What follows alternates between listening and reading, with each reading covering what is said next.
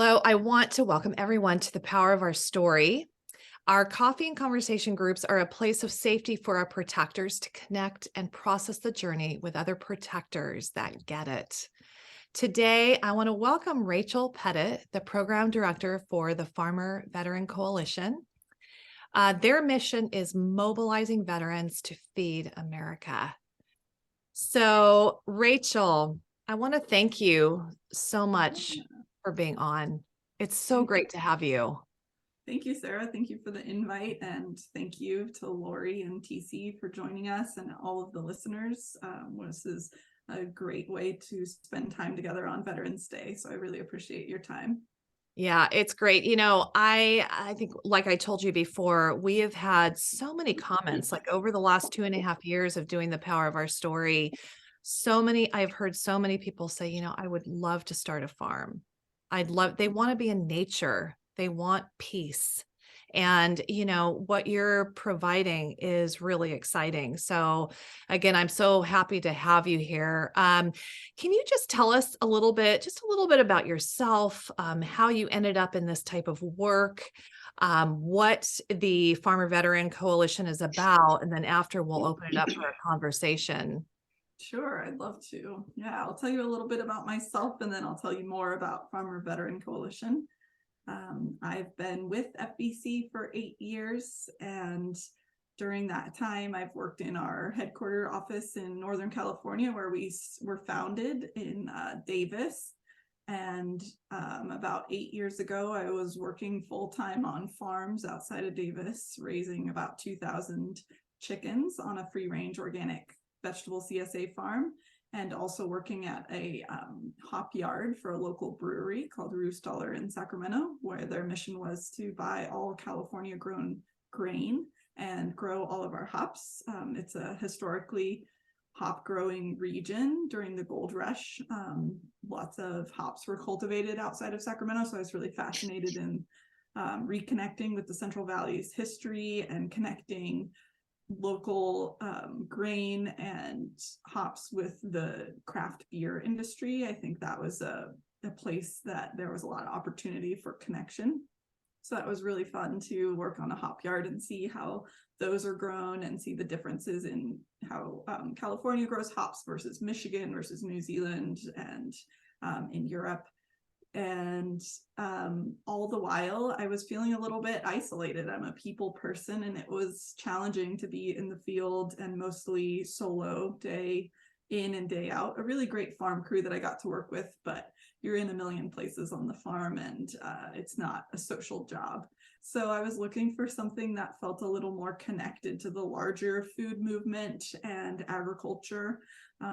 So I met Michael O'Gorman, who's the founder of FVC and an organic farmer of 40 years. And we just really connected over his mission and his brainchild of Farmer Veteran Coalition and the dreams that he had for it. And it really resonated with me. So I came on in 2015 as the Fellowship Fund manager, and just put the farming aside for a little while and have still been gardening and avidly attending the farmers markets and find other ways to keep my hands in the dirt. But it's so satisfying to work with more than 40,000 veterans nationwide and get to chat about farming on the phone and email and Zoom calls and get to visit farms all over the country. So it's really how I stay connected with the farming movement, but getting to do some greater good of getting funding and equipment onto people's farms where they need it.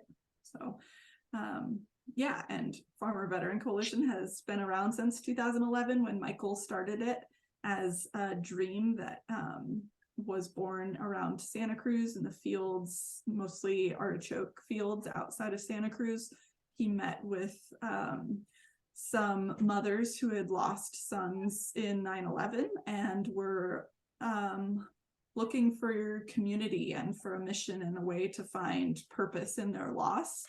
And Michael and these extraordinary women met weekly on different farms around the Central Coast and came up with the idea of connecting farmers and transitioning service members to agriculture mainly as a place to find solace and peace, but it's not all tranquil. It's also just hard work. So there's a lot of crossover. It's what I really believe about our mission is there's so much crossover between a farmer and a veteran, a desire for service to serve the country and the community, and a willingness for hard work and strength and sense of purpose and security. So yeah, that crossover is just really what drew me to this niche movement. Yeah, and for the fellowship fund, which also started in 2011, we have given out about $4.5 billion in grants to over 800 veterans in all 50 states, and we also work with folks in Guam and Puerto Rico. So the grant ranges from $1,000 to $5,000 for folks to purchase farm equipment and supplies. And that can look like an irrigation system, cattle to grow a herd, chickens, nursery stock, flowers, fruit trees. Beekeeping is one of our most popular endeavors with our members. So it's just such a range of operations because we're working nationwide. We're working with people that have a few beehives on some rooftops in Washington, D.C. And then we're working with folks that have thousands of acres of soybeans in the Midwest. We have 2 veterans working together in Hawaii growing cacao, and they're the first and the only American-made veteran-owned chocolate bar company. That's Puna Chocolate in Hawaii, and we bought their very first walk-behind tractor to clear the land to plant the cacao about 6 years ago. So that's just been one of many, many exciting stories that we've gotten to participate in. Yeah. That is great. Thank you so much for sharing all that. I want to open it up to questions now. TC, Lori, if you want to make any comments or a question, let's just have a conversation about this because this is definitely something that I keep hearing about that people want. So Rachel, you mentioned the fellowship fund, and I didn't hear the total amount so far that's been awarded and how long. Is that over the past 8 years? What was that amount? Yeah, about $4.5 million. Okay, and about 800 recipients? Yep. We have a partnership with Kubota Tractor Corporation called Geared to Give, and that's housed under our fellowship program. So we give out 5 tractors and UTVs each year through that program. And then all the other awards range from $1,000 to $5,000. Okay, excellent. Yeah, I'm a little bit familiar with the fellowship fund. I have 2 companies that are part of the Homegrown by Heroes program. So No Dirt Required was a small residential aquaponics company, and now my Veterans Produce is also now registered as well. So I've seen the fellowship fund from time to time. Where would you say that most of the funding comes from? Is it government or private entity? We do get some government grants through the USDA, but we're mostly getting private funding through big ag companies and others. Yeah. And how many total veterans are associated with Farm Vetco, would you say? Almost 40,000. We're at about 39,000 something. We get more than 500 a month. And there's no charges. Everything we do is free for veterans. No membership fees. No program has any cost. Okay. And so I know Farm Vetco, or at least I presume Farm Vetco, is mostly soil-based or soil-focused. But I was talking with Jeanette Lombardo a year or 2 ago about the interest in expanding that to include water-based growing, hydroponics and aquaponics. Where's the focus on that? Oh yeah, we have a lot of hydroponic and aquaponic farmers, obviously not as many as soil-based, but we've supported many. The one that I mentioned earlier, Archie's Acres here in San Diego, is now a hydroponic veteran-owned training program to train veterans in hydroponic and aquaponic growing, and we gave them a fellowship fund award in their very first year. Colin Archipley and his wife managed that. So they're previous fellowship recipients, which is just another amazing ripple effect of this program that we get to witness is sometimes that little seed is just the leverage that's needed to start another regional movement. Like Archie's Acres has now trained many veterans here in San Diego County. So just something that can seem as small as $5,000 can really be amplified. Sure. Yeah, I followed Archie's Acres for quite a number of years, or at least I've way back when I got into aquaponics and hydroponics, I wanted to know who was doing what in this field. So I ended up with a database of just about every single aquaponics and hydroponics aquaponics facility in the world, and Archie's was in there. So similar to them, we are also doing training here in Texas, and so we're always very interested in helping veterans realize that it doesn't just have to be soil based, and in fact, the demand for food warrants that we have to look beyond soil and start looking at vertical hydroponics, which is one of the fastest growing forms of CE, air controlled environmental agriculture. So anyway, so whatever we can do to help in that regards from Texas's perspective, please let us know.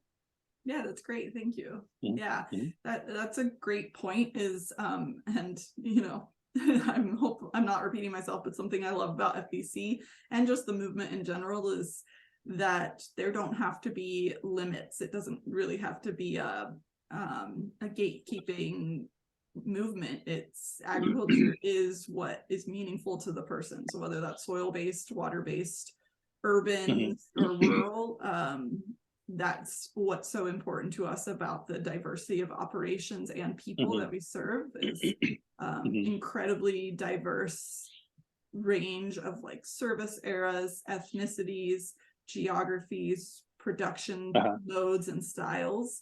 Really a bipartisan group where some folks farm organically and others are farming conventionally, and there is a place at the table for everyone here. And to expand that definition of supporting veterans in agriculture, it's also not just supporting people that have a dream to own a farm. That's something we do a lot of conversation and coaching around is farm ownership is incredibly difficult and may not be and is not right for everyone, but a career in agriculture could be right for a lot of people that don't necessarily want or are able to own land.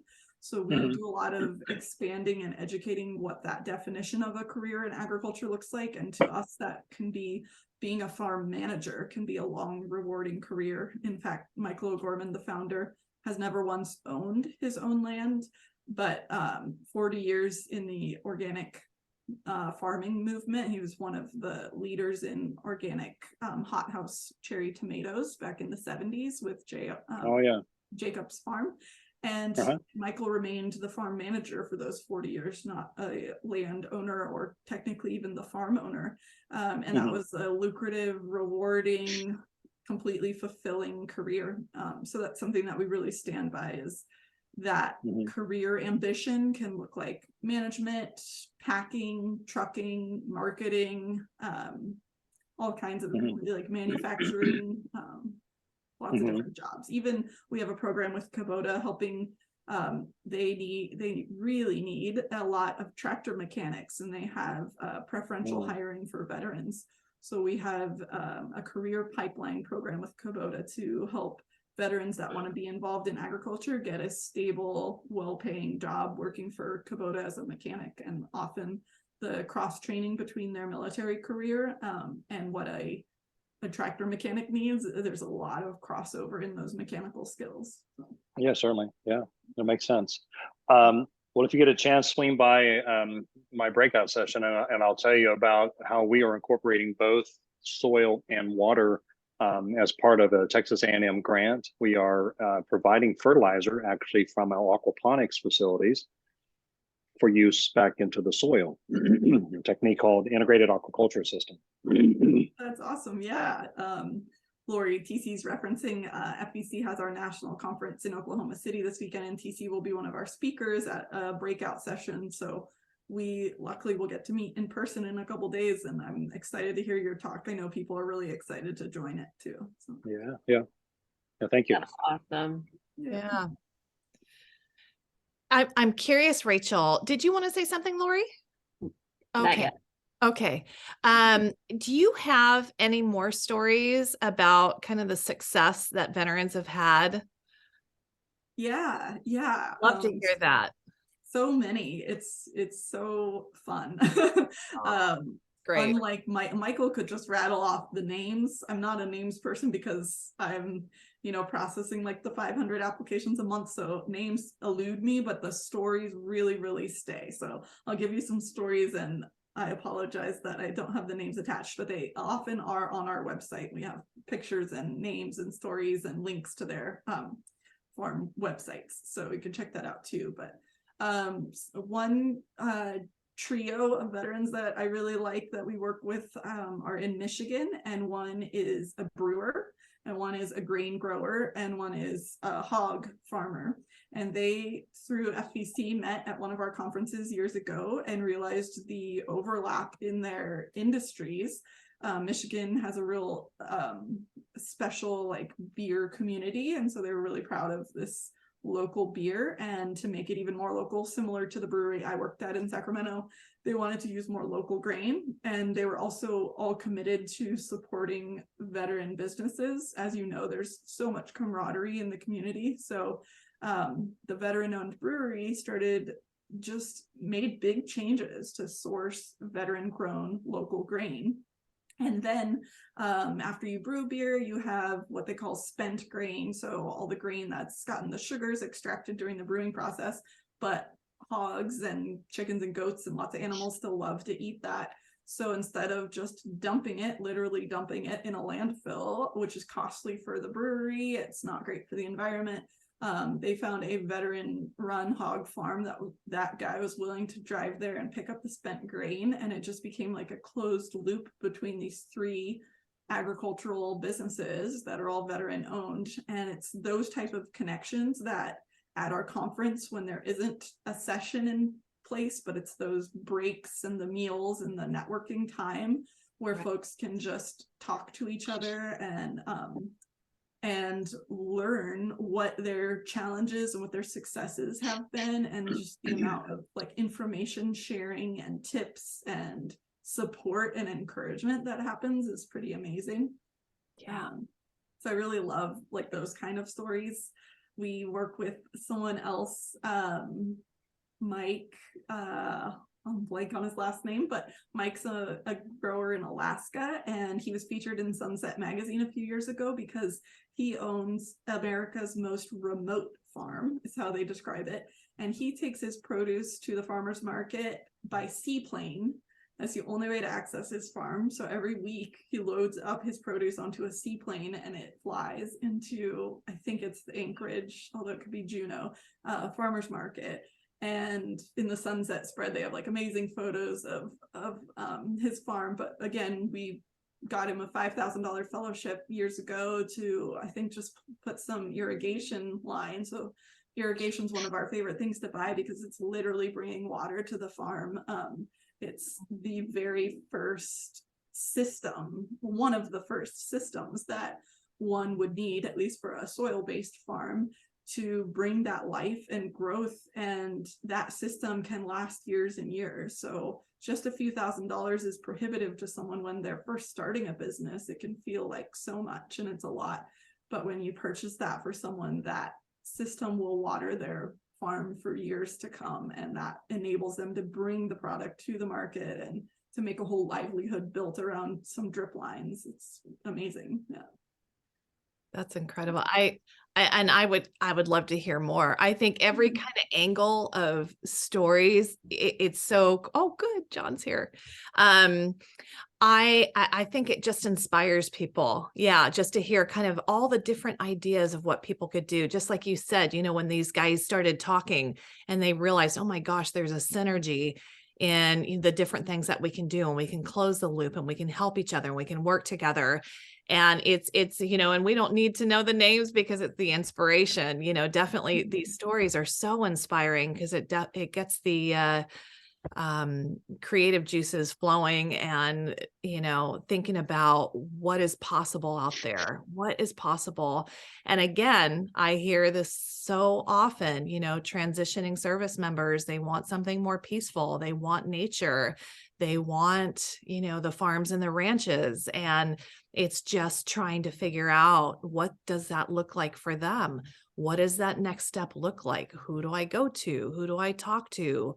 What are the possibilities? So, yeah. Are there any other stories that you'd like to share? Yeah, in the most recent cohort of fellowship awardees that was awarded in the spring of this year, the youngest member, actually, when I was running the demographics of the 147 awardees this year, he happened to be the youngest, but Nick Crossfield in Northern California manages his own business called Sierra Goats, and he is using goats to do wildfire abatement in lots of places in California, but mostly in the rural areas around Yosemite National Park.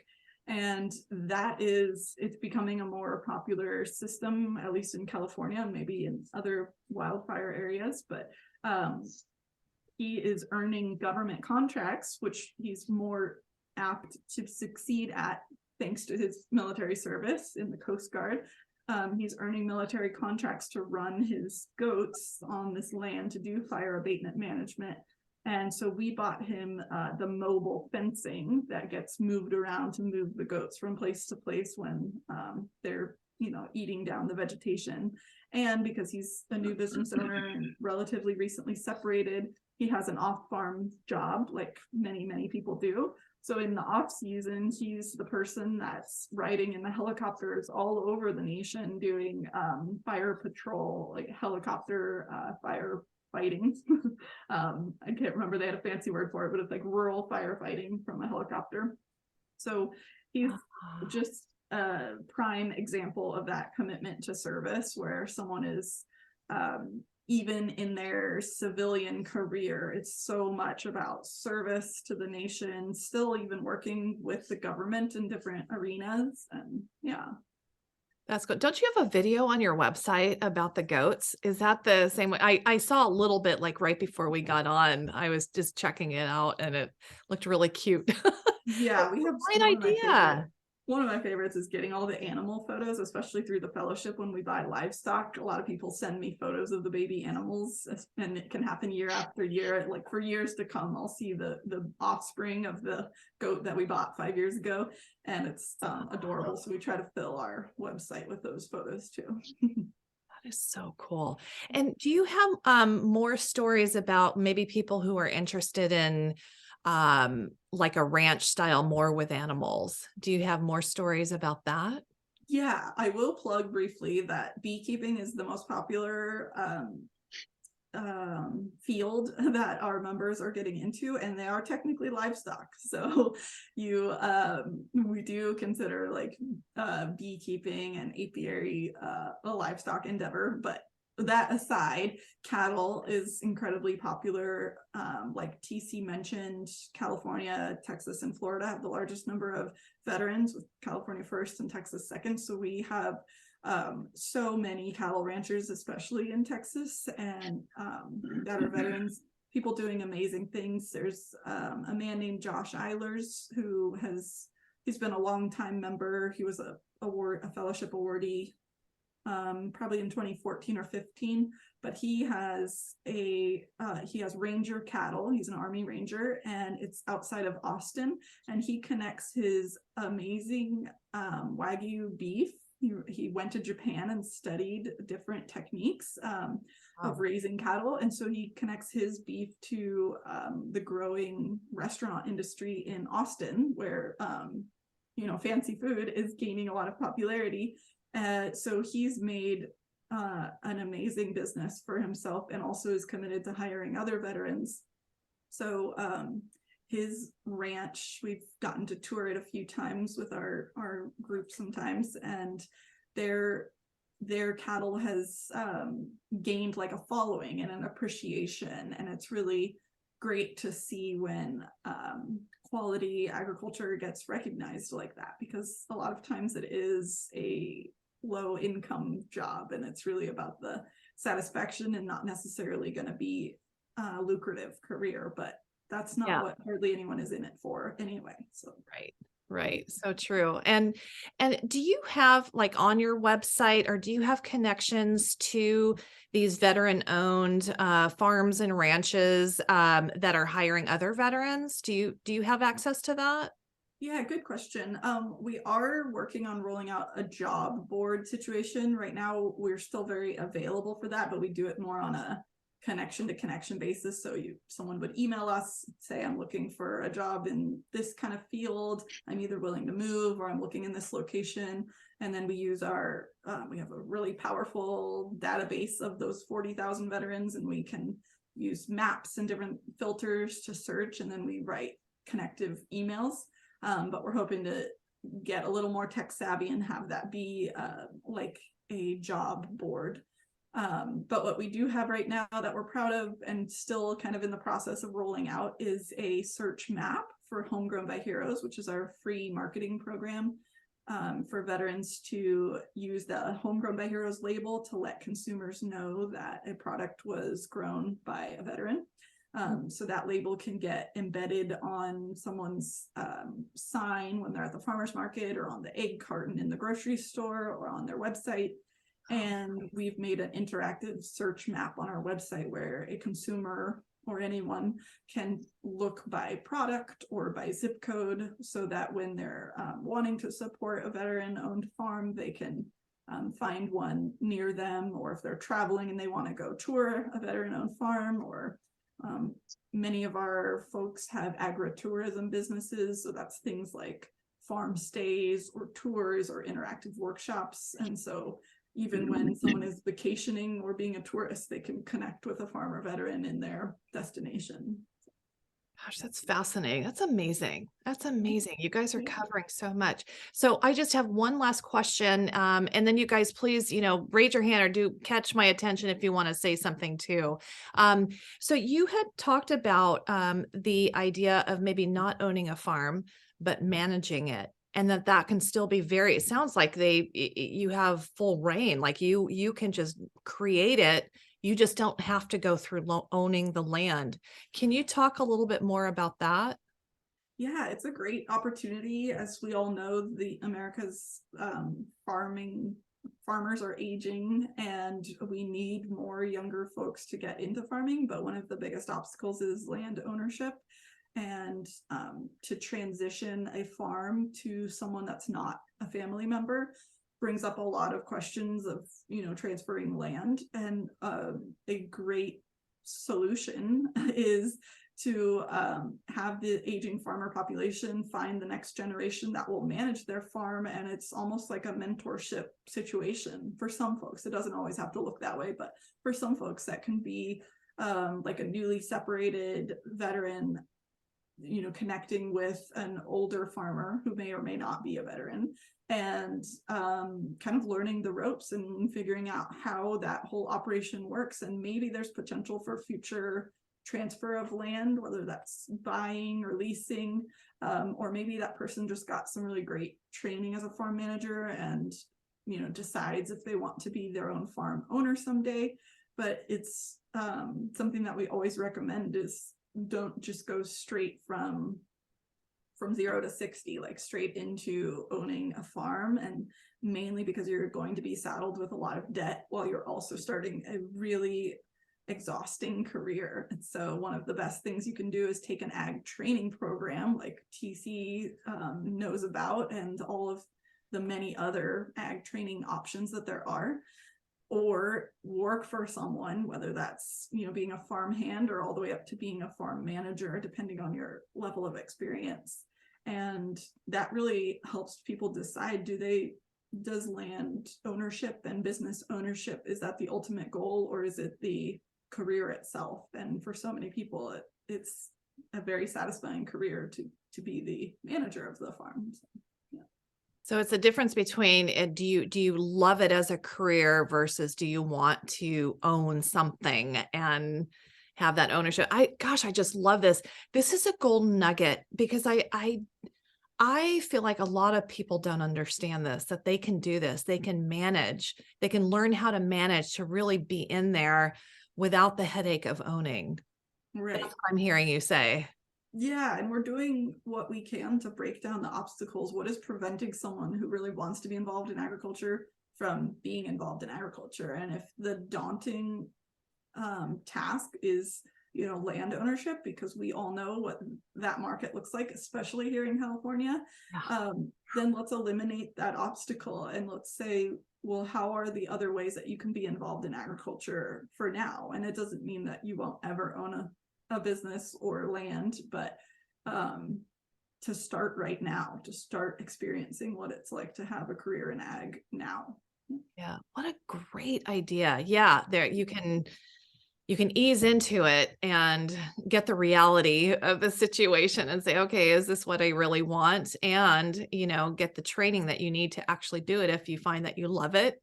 I love this. I'm really excited about hearing all of this. I think it is what a lot of people want to know, that I'm hearing from. Does anybody want to add any comments or have any questions?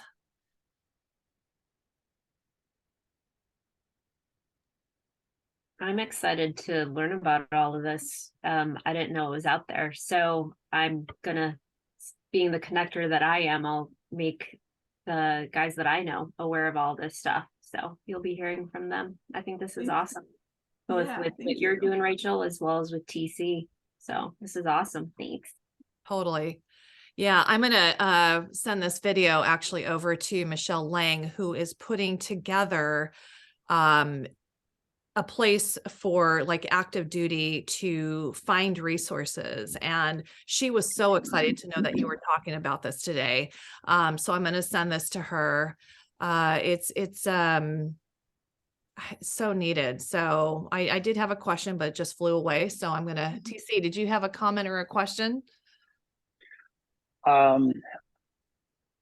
Well, I think I just need to learn a little bit more about the help for veterans. When we're talking about land ownership, I don't, when I first started in this, having access to land was a problem, but we've now 5 or 6 years now, fast forward, we have hundreds of acres of land that are now set aside across about 2 hour span that are MOU or right to use agreements, not necessarily specific purchases, but for lengths of time. And sometimes they're 99 years. So actually owning the land is not always a requirement to still be able to farm.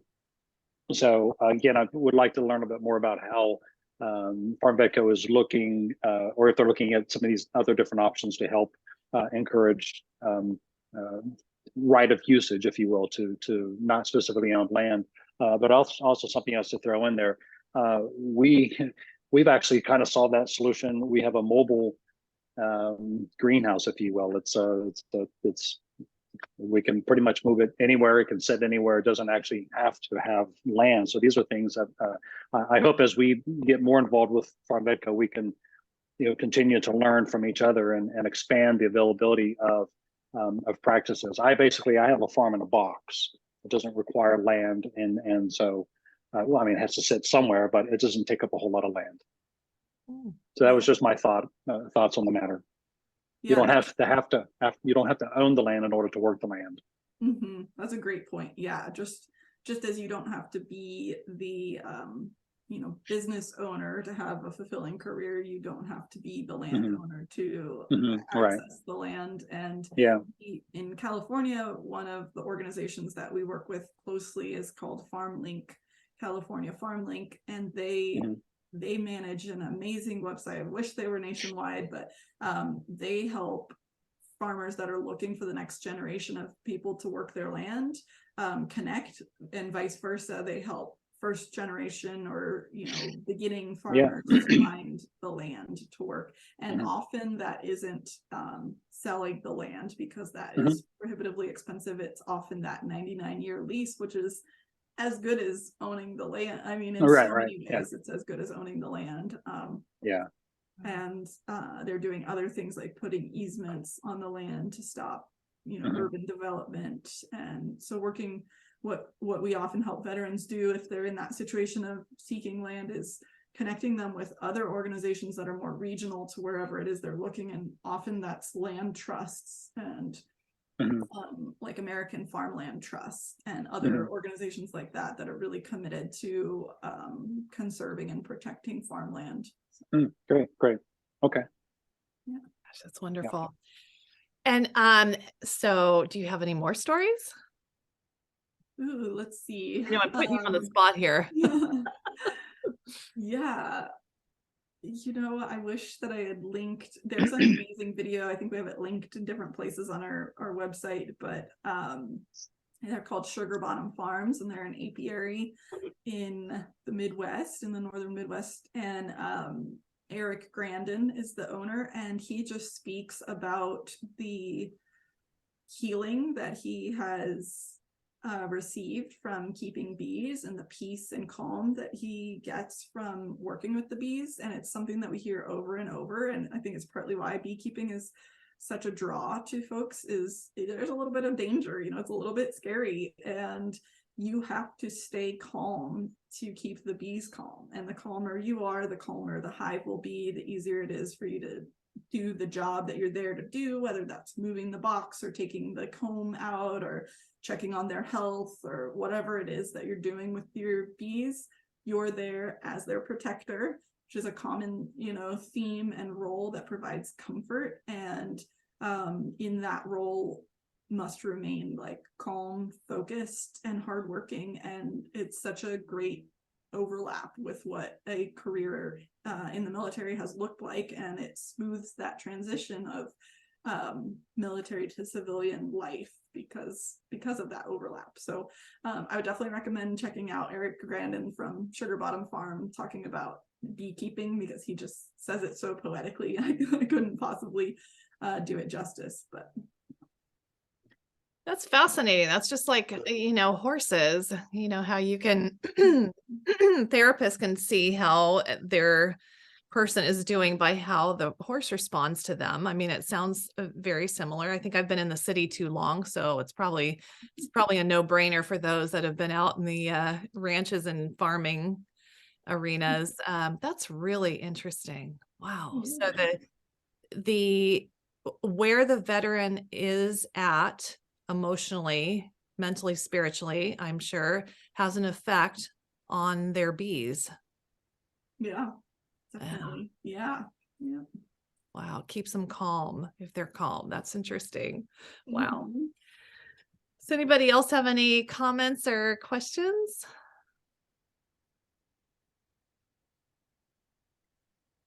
Rachel, I have another question.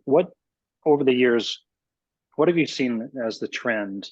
I mean, farming is such a generic word, from hops to microgreens to wheat. I mean, have you noticed any trends based on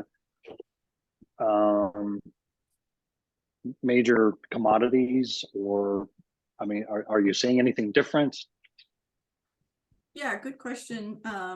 Definitely we're, open to everyone, but what I'm seeing is when folks, especially that are not first generation, we have folks all the way up to 5th generation farmers, like back to the same piece of land. Actually, that's another amazing story, but I'll say that in a minute.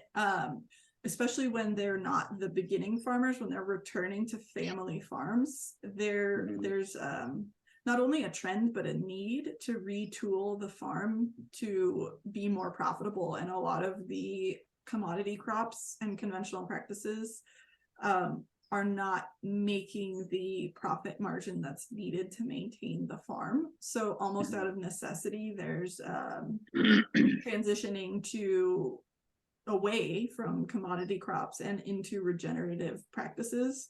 And I'm not saying that across the board, and I'm not saying that's always going to be the moneymaker, but just financially that has affected people's decisions and what they're growing. And of course, having less access to water, so rain-fed commodity crops in the Midwest, if that is changing and no longer possible, that's definitely affecting people Beekeeping is our just number one, the most popular, because even folks that have vegetable gardens and fruit orchards are bringing bees on and taking on that revenue stream. So bees are definitely really popular. And then, as you know really well, smaller or like more compact farming that's less land and resource intensive is becoming a necessity too. And with that comes a lot of urban farming coming up in new ways. So yeah. Gosh, this is so interesting. I really appreciate you coming on, Rachel. If nobody has any more questions, what would be the biggest thing that you would want us to walk away with, Rachel? I think especially because, you know, the four of us are those connectors, like Lori said, it's, of course, I'd love if all of us farmed. I know TC already does. And, but what I think our role really is here is to inspire others and let them know that this is possible. Not that it has to be the career option, but that it is one option, because when a veteran, you know, or when a service member that's still active duty is going through the transition assistance program and they're, you know, attending career fairs and workshops, there is going to be a lot of booths for, you know, cybersecurity and utilities companies and government contracts. And there's almost never a booth that lets people know that they could have a career in agriculture. So I think one of our roles is to just present this as an option that may or may not work for everyone, but that if someone has a spark of interest in agriculture, let's talk about it, because there are so many ways that that spark can be ignited and become very fulfilling. So. Yeah, now why isn't there a booth?